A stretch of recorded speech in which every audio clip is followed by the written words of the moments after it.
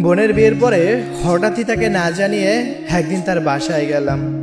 আমায় দেখে ওর সে কি আনন্দ, জড়িয়ে ধরে বলল, দাদা তুই? না বলে হঠাৎ, আয় না ভেতরে আয়। কথাটা বলে বোন হাত ধরে টেনে নিয়ে গেল ভেতরে, বলল, তুই এখানে বস, আমি তোর জন্য খাবার নিয়ে আসি। আমি বললাম, এত ব্যস্ত হচ্ছিস কেন, সামনে বস, তোকে একটু দেখি। হ্যাঁ, বোন বলল, আগে খাবার নিয়ে আসি, তারপর না হয় দেখিস। গাছের পাকা পেঁপে আছে, আনতেছি দাঁড়া। বলেই ছুটে গেল। কিছুক্ষণ পর এক বাটি ভর্তি পেঁপে নিয়ে এলো। এত পেঁপে আমি কি করে খাবো বল? বোন বলল, পারবি, শুরু তো কর। শরীরের কি অবস্থা দেখেছিস? আমি না থাকায় হয়তো তোর ভালোই হয়েছে। খাওয়া দাওয়া নিয়ে জেদ করার কেউ নেই। দু চারটা পেঁপে মুখে দিতেই বোন ভাত নিয়ে এলো। আমি তখন ফোন চালাচ্ছি, বললাম, এখনই তো পেঁপে খেলাম, ভাত খাবো না রে। পেঁপে এতক্ষণ পেটে থাকে নাকি? আমি জানি ফোন টিপতে তোর অসুবিধা হবে, এজন্যই খেতে চাচ্ছিস না, আমি খাইয়ে দেই। বলেই জোর করে খাইয়ে দিল। মুখ ধুয়ে এসে বললাম, বোন গামছাটা কোথায়? বোন ছুটে গেল গামছা আনতে।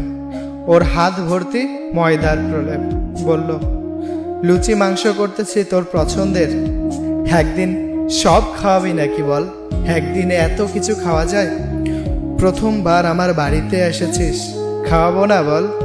বোনের মুখে আমার বাড়ি কথাটি শুনে মন প্রশান্তিতে ভরে গেল।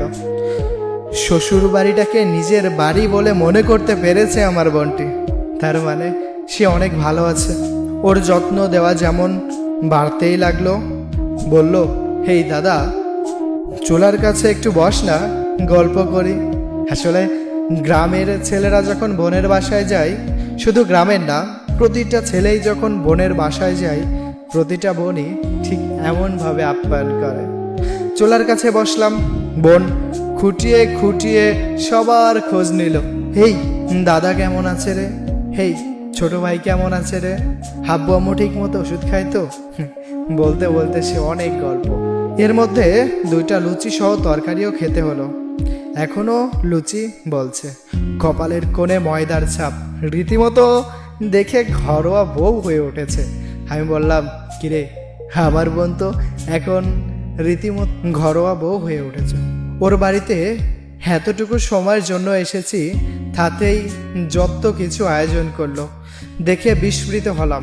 আর মনে মনে ভাবলাম, হেই বোন থাকতে আমি কিছু করতে বললে বলতো, থাক আমি পারবো না। আর সেই বোন বিয়ের পরে এতটা পরিবর্তন। সেই বোন আজ আমাকে নিয়ে আহ্লাদে আটখান। ভাই বোনেরা বোধ হয় এমনই হয়, এক বাড়িতে থাকলে সব সময় ঝগড়া জঞ্জাল লেগেই থাকতো। কোনো একটা ভুল করলে সবার আগে মায়ের কাছে বিচার করত। আবার কোনো টাকা পয়সা যা কিছু হোক না কেন, সমানভাবে ভাগ দেওয়া লাগতো। বিয়ে হলেই অপেক্ষায় থাকে কখন ভাইটা তার বাড়িতে আসবে, একটু আদর যত্ন করবে। বোনকে বললাম, মনে পড়ে বাড়িতে তোকে কিছু করতে বললে, ওরে বাবা তোর সে কি জেদ, কোনোভাবেই কাজটা করতি না। ওইসব দিনগুলো খুব মনে পড়ে রে।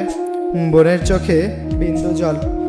বলল, শুধু কি ঝগড়াই করছি, ভালোবাসাটা কি তোর চোখে পড়েনি?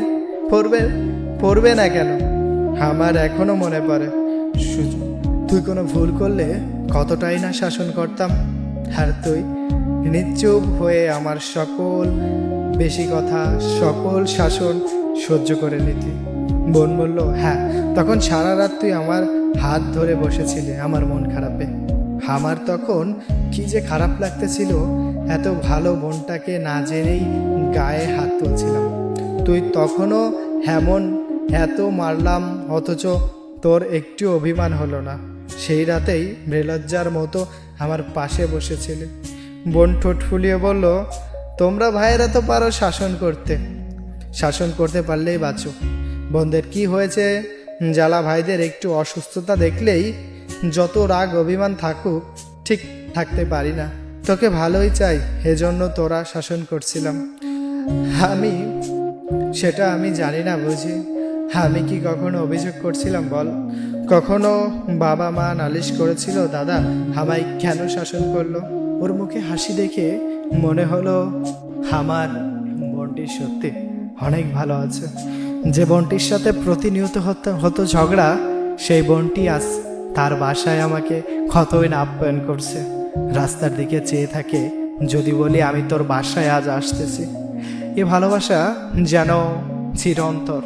পৃথিবীতে যত ভালোবাসায় থাকুক, মধুর একটা ভালোবাসা ভাই বোনের সম্পর্ক, যেখানে দুষ্টু মিষ্টি ফাজলামো সব কিছু থাকে। ভালোবাসা প্রতিটা